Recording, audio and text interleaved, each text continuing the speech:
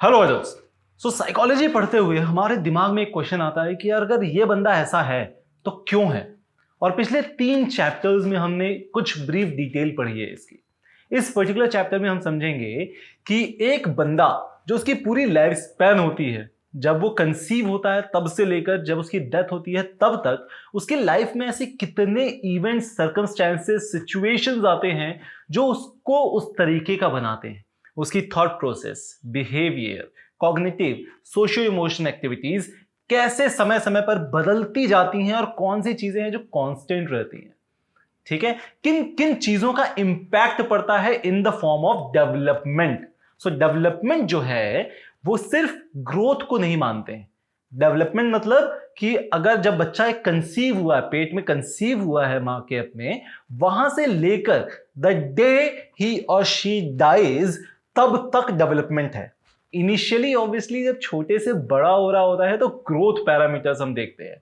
जब 40-45 ईयर्स की एज के बाद जब हम देखते हैं तो हम डिक्लाइन देखते हैं कि वो बूढ़ा होता जाता है, उसके हेल्थ में और बाकी थॉट प्रोसेस में, उसकी कॉग्निटिव इमोशन बिहेवियर्स में धीरे धीरे धीरे धीरे डिक्लाइन आता है, and that process is known as development. So human development chapter 4 class 11th में हम एक पूरी की पूरी लाइफ जर्नी को पढ़ने वाले हैं, समझने वाले हैं। So before I go ahead, I would like to thank each and every one of you who comments in each video. Please comment, like this video, and let's go ahead. Guys, my name is Vishal Pandey. I'm a psychology teacher and I teach psychology of class 11th and 12th in a much interesting way. अगर आपको पसंद आता है, you can subscribe to this channel. So as per NCERT, development क्या है? Development is the pattern of progressive, orderly and predictable changes that begin at the conception and continue throughout life. The same thing जो अभी हमने समझा कि conception से start होता है, प्रोग्रेसिव होता है, बढ़ता जाता है समय पर, ऑर्डरली एक ही तरीके से हर किसी के लिए डेवलपमेंट होता है। तो हर कोई बच्चा पैदा होता है और बूढ़ा होकर मरता है अगर बीच में कुछ सर्कमस्टेंसेस ना हो। तो एक डेवलपमेंट पैटर्न जो है वो ऑर्डरली पैटर्न है, हर किसी के लिए सेम होता है। प्रोग्रेसिव है मतलब हमेशा बढ़ता जाता है, चलता जाता है। ठीक है, सो ये हमने समझा कि डेवलपमेंट क्या होता है। नाउ लेट अस अंडरस्टैंड, हम 3 डायमेंशंस पे बात करते हैं in the state of development. तो किसी का भी डेवलपमेंट जो हो रहा है वो इन 3 डायमेंशंस पर हो रहा है। कौन कौन से? Biological, cognitive and socio emotional. ये तीनों चीजें क्या होती हैं समझते हैं, और ये बहुत इंपॉर्टेंट है, इसको याद रखना, biological, cognitive and socio emotional, क्योंकि पूरे चैप्टर में आपको ये 3 वर्ड मिलेंगे बार बार। ठीक है, सो बायोलॉजिकल डेवलपमेंट का मतलब कि आपकी फिजिकल बॉडी किस तरीके से डेवलप कर रही है, दैट इज बायोलॉजिकल डेवलपमेंट। ठीक है, तो आप छोटे से थे, मां की गोद में थे, वहां से लेकर अब आप इतने बड़े हो गए हो कि किसी की गोद में नहीं आ पाते, until unless you have your boyfriend और गर्लफ्रेंड, है ना। और अब आप धीरे धीरे और बढ़ते जाएंगे, फिर धीरे धीरे डिक्लाइन होते जाएंगे। सो जो फिजिकल डेवलपमेंट है दैट इज बायोलॉजिकल। सेकंड आता है कॉग्निटिव डेवलपमेंट। सो कॉग्निटिव डेवलपमेंट का इन द सेंस कि जब आप बहुत छोटे थे, 2 साल 3 साल के थे, तब आपकी जो समझ थी, तब से लेकर आज तक की जो समझ है, इसमें जमीन आसमान का फर्क आया। And there are lot of factors that came into existence के बीच में, जो हम अभी पढ़ेंगे आगे। सो दिस इज कॉग्निटिव, कि आपकी सोच, समझ, दिमाग किस तरीके से डेवलप होता है, दैट इज कॉग्निटिव। इसमें एक चीज और देखो कि जब ये ग्रोथ होता है, जब आपकी एज बढ़ती जाती है, ग्रोथ होता है नॉर्मल सर्कमस्टेंसेस में, और जब आप एज हो जाते हो 60-65 प्लस के बाद होते हो, तो आपकी मेमोरी धीरे धीरे डिक्लाइन होने चालू हो जाती है लोगों की, उनकी याददाश्त भूलने लगते हैं, फिजिकली बायोलॉजिकली चेंजेस होते हैं। सो कॉग्निटिव चेंजेस इस तरीके से हमने देखा है। Third, socio emotional process.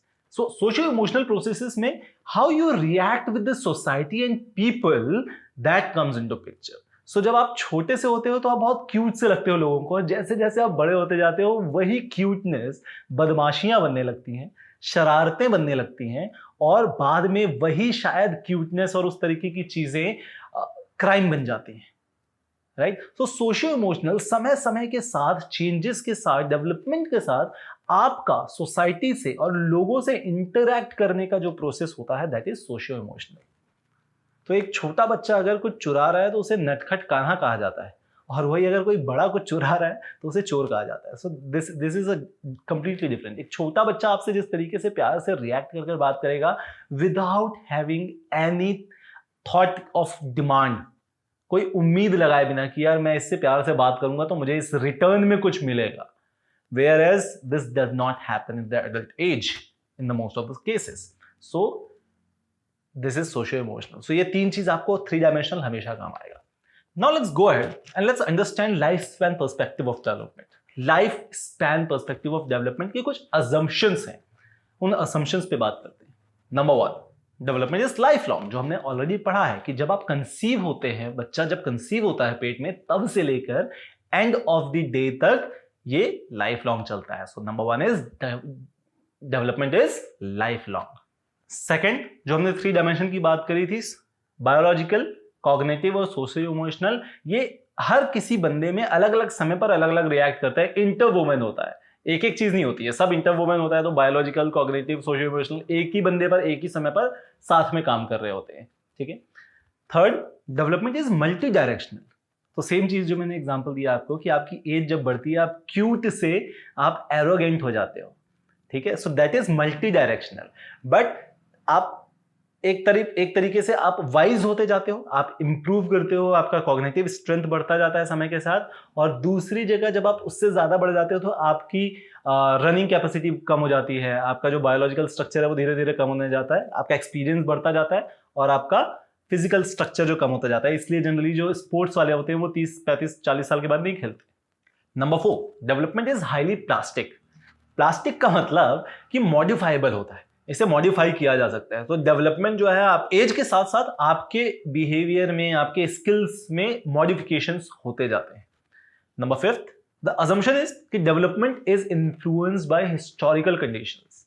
मतलब आज अगर आप 16 साल के हैं, राइट, तो पिछले 16 सालों में आपने क्या क्या एक्सपीरियंस किया, आपकी हिस्ट्री में आपने क्या एक्सपीरियंस किया है, वो आपके डेवलपमेंट में इंपैक्ट डालेगा. एग्जाम्पल, अगर एक बच्चा 16 साल का है जो पॉश एरिया में जिसका जन्म हुआ है, जिसके पेरेंट्स जो है वो बहुत ज्यादा पैसा है उनके पास, दूसरा जो स्लम में जी रहे हैं, तीसरा मान लो जो अफगानिस्तान में जी रहा है बच्चा, 16 साल का ही बच्चा है बट उसने वॉर देखा है कंटिन्यू. तीनों के लाइफ एक्सपीरियंसेस में डिफरेंट होगा, तीनों के डेवलपमेंट में डिफरेंस होगा. नंबर 6, अब जब डेवलपमेंट को हम पढ़ते हैं तो किसी एक चीज पर नहीं पढ़ते. सो डेवलपमेंट साइकोलॉजी में भी आएगा, एंथ्रोपोलॉजी में भी आएगा, न्यूरो साइंसेस में भी आएगा, सोसाइटल स्ट्रक्चर जब आप पढ़ रहे हो तब भी वहां पर डेवलपमेंट का काम आएगा. सो मल्टीपल डिसिप्लिन जो है वो डेवलपमेंट को पढ़ रहे हैं and then they create a unified picture कि ओके डेवलपमेंट में ये सारी चीजें का अलग अलग काम आता है.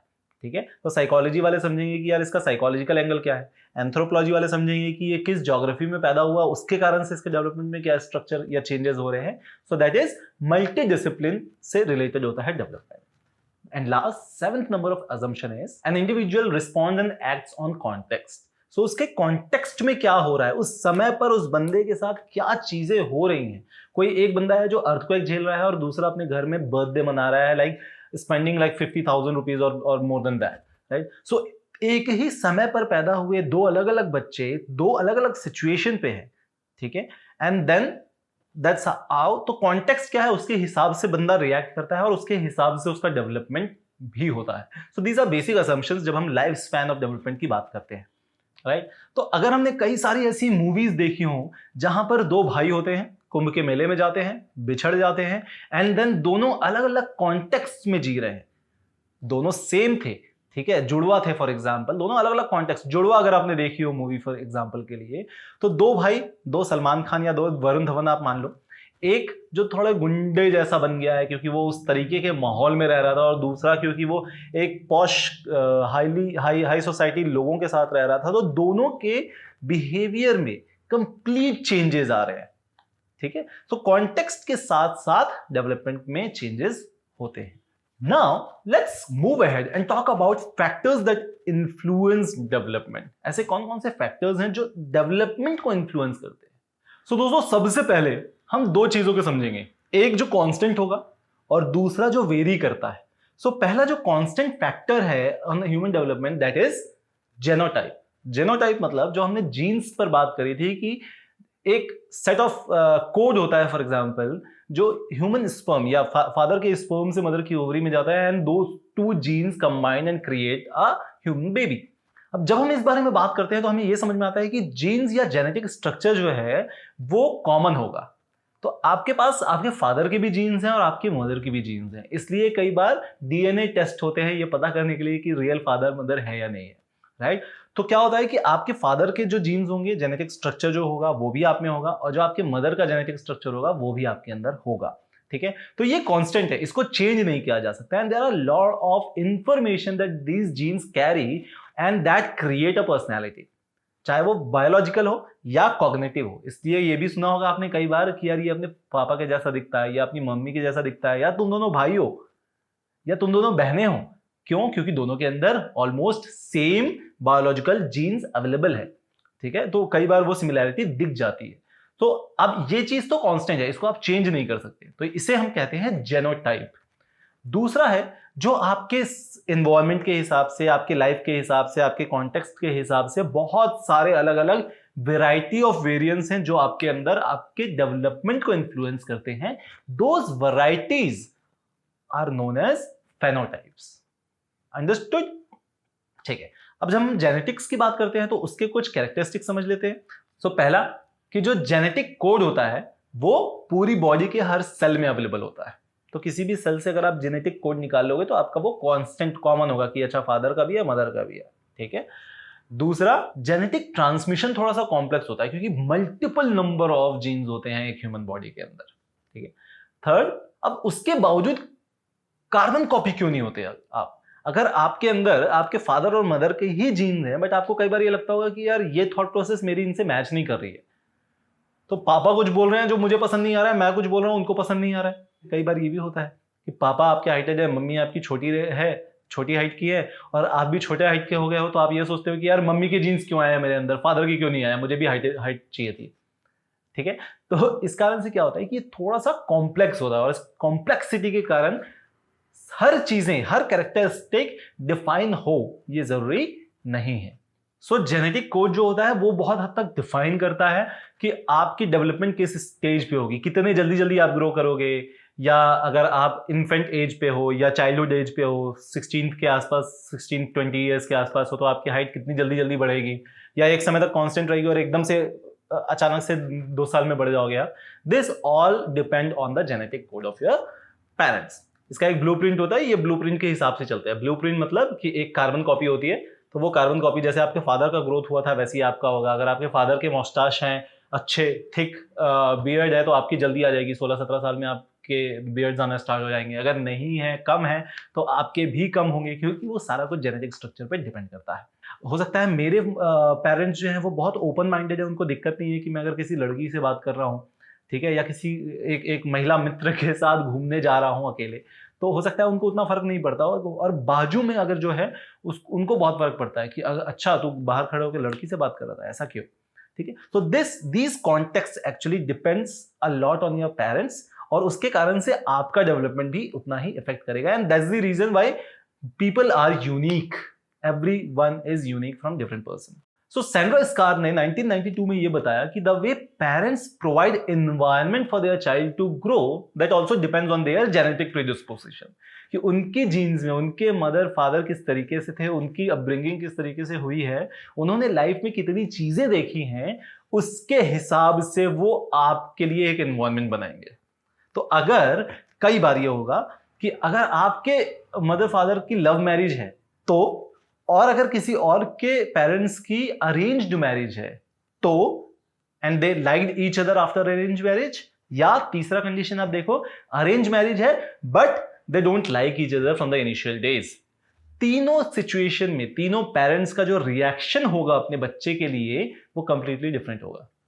तो जिनने लव मैरिज की है उनको कोई दिक्कत नहीं है, उनको सिर्फ ये बोला जाएगा उनके बच्चों को कि यार आपको लव मैरिज करनी है, कोई दिक्कत नहीं है, प्यार मोहब्बत सब सही चीजें है, बट आपको अपनी हदें पता होनी चाहिए। दूसरा, जिनने अरेंज मैरिज की है and they started liking each other, वो न्यूट्रल होंगे कि यार समझते हैं, अगर अच्छी लड़की या अच्छा लड़का मिला, अच्छा घर परिवार मिला, अच्छे हमारे खुद के कुल में हुआ तो डिपेंड करता है, एंड थिंग्स लाइक दैट। और तीसरा, दीज पीपल और these child from these parent might be कि यार शादी तो करनी ही नहीं चाहिए। क्यों? क्योंकि मैंने अपने पेरेंट्स को हमेशा लड़ते झगड़ते ही देखा है, and that can create a completely different context. Understood? So ये हुआ जो सैंड्रा स्कार ने बोला।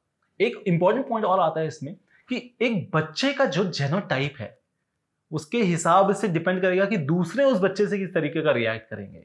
क्यों? क्योंकि अगर आप बहुत हंसमुख हो, आपके पेरेंट बहुत हंसमुख थे, आपका जेनोटाइप जो है वो उस तरीके से बना हुआ है, तो आप लोगों से जब रिएक्ट करोगे तो आप अपनी एक छाप छोड़ दोगे। अगला हमेशा आपको याद करेगा और आपको कॉल करेगा या आपसे कनेक्ट करने की कोशिश करेगा। तो लोग किस तरीके से आपसे रिएक्ट करते हैं वो भी जेनोटाइप के ऊपर आता है। बच्चे भी अपने हिसाब से अपना एनवायरनमेंट जेनोटाइप के हिसाब से सेलेक्ट करते हैं। एग्जाम्पल, अगर कोई ऐसा है जिसका जेनोटाइप में म्यूजिक भरा हुआ है तो वो उस तरीके के लोगों के साथ रिएक्ट करेगा या उनको उन तरीके के लोग पसंद आएंगे जो म्यूजिक से अट्रैक्ट होते हैं। यार तेरी म्यूजिक टेस्ट कैसी है, अच्छा तो गिटार बजाता है, मुझे पसंद आ रहा है, तो वो धीरे धीरे धीरे धीरे अपने आप उस तरीके के लोगों को खोज लेंगे। अगर कोई फिजिकल एक्सरसाइज करना पसंद करता है, जिम जाता है, तो वो उस तरीके के लोगों को खोज लेगा। कोई स्पोर्ट्स में पसंद है किसी को तो वो उस तरीके के लोगों को खोज लेगा। अगर आप टॉपर हो अपनी क्लास में और आप भी पढ़ना पसंद करते हो और तो आप उन तरीके के लोगों को खोजोगे जो पढ़ंतु टाइप के थोड़े से लोग होंगे, ठीक है, जो नर्ड बोलते हैं हम। तो आपका जेनोटाइप जो है वो उस तरीके का आप एनवायरनमेंट बना लोगे। तो इसलिए अगर आपने देखा होगा कि अगर हम कभी पिकनिक में जाएंगे, ठीक है, तो हमारे कुछ सेट ऑफ दोस्त होते हैं, यार ये ना मेरा सेट ऑफ दोस्त है तो मैं इनके साथ ही हैंग आउट करूंगा, बाकी पूरी क्लास जाए बाहर में, मुझे कोई मतलब नहीं है। ठीक है, तो आप क्या करते हो, आप अपने एनवायरनमेंट को खुद सेलेक्ट करते हो depending on your own genotype, right. इसके साथ ही साथ अगर हम कॉम्प्लेक्सिटी की बात कर रहे हैं, जीन्स की कॉम्प्लेक्सिटी की बात कर रहे हैं कि आपके फादर मदर की अगर जीन्स आ गए हैं वो बहुत कॉम्प्लेक्स है, ठीक है, तो हर डेवलपमेंट स्टेज में उनकी कॉम्प्लेक्सिटी दिखती है। सेम गोज विद एनवायरनमेंट कि आप कौन से एनवायरनमेंट में आप पल रहे हो, बढ़ रहे हो, वो भी उतना ही फर्क पैदा करता है। तो अगर आप एक गवर्नमेंट स्कूल में जाकर पढ़ाई कर रहे हो या आप एक मल्टी बिलियनर स्कूल में पढ़ रहे हो फॉर एग्जांपल, या एक बहुत हाई क्लास सीबीएसई स्कूल में पढ़ रहे हो, there would be a complete different of environment that you possess. So environment का जो वेरिएशन है वो भी बहुत ज्यादा डिपेंड करता है आपकी डेवलपमेंट में।